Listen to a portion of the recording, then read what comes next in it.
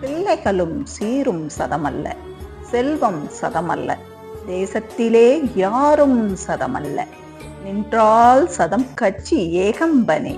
நிலையாமை தத்துவத்தை அதிகமாக பேசியவர் பட்டினத்தார். எதுவும் நிரந்தரமில்லை என்பதையும், நிரந்தரம் என்று ஒன்று இருந்தால் அது இறைவனின் பாதங்களே என்று கூறிய பட்டினத்தாரின் உபதேச பாடல்தான் இது. நாம் வாழ்ந்து கொண்டிருக்கும் இந்த ஊர், சொந்தம் என்று கொண்டாடி கொண்டிருக்கும் உற்றார் உறவினர்கள், பேரும் புகழும் எதுவும் நிரந்தரமில்லை. பேரும் புகழும் ஒரே நாளில் போய்விடலாம். அவனா இப்படி செஞ்சான், நல்லவண்ண நினைச்சேனே என்று சொல்லும்படி ஆகிவிடலாம்.